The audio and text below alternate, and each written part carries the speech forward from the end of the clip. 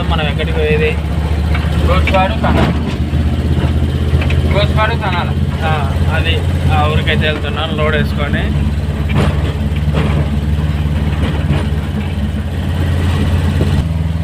ఈరోజు మనం అయితే టంకర్ అయితే దాటేసాము.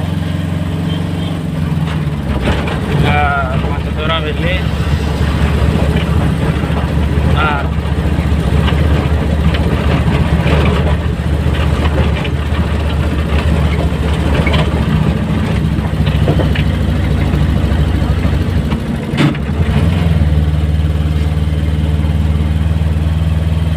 అంటే మంచి చదువు, మంచి అమ్మా నాన్న, ప్రేమగా చూసుకునే మంచి ఫ్రెండ్స్, అలాగా వచ్చేసి బాగా చదువు ఉండాలి. ఏ చెడు అలవాట్లు లేకుండా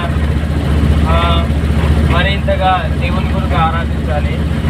జీవితం అంటే అలాగనే బాగా మంచి జాబ్ వచ్చిన తర్వాత మనకు నచ్చిన అమ్మాయి ఎవరైనా కానీ ఒక మ్యారేజ్ చేసుకొని బాగా మంచి లైఫ్ లాంగ్ ఉంటే వచ్చేసి మనకు పుట్టబోయే కొడుకు కానీ బిడ్డ కానీ వాళ్ళని బాగా చదివేది.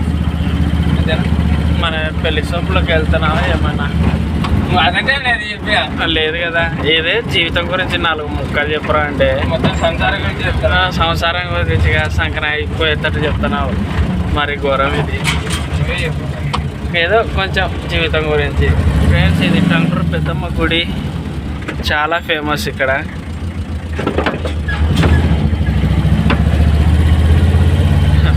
మా వాడు జీవితం గురించి కొన్ని చెప్పండి అంటే ఏదో పెళ్లి చూపులకు పోతే అబ్బాయి ఇట్లా ఉండాలి, అమ్మాయి ఇలా ఉండాలి అని ఎలా చెప్తున్నాడు.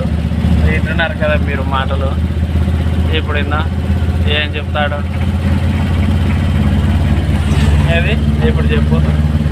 జీవితం అంటే కొందరికి ఉద్యోగాలు వస్తాయి, కొందరికి రావు.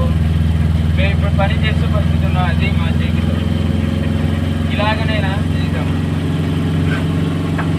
ఇంకా కొనసాగాలి, ఇంకా బాగా చేయాలి, ఇంకా బాగా డబ్బులు బాగా సంపాదించాలి.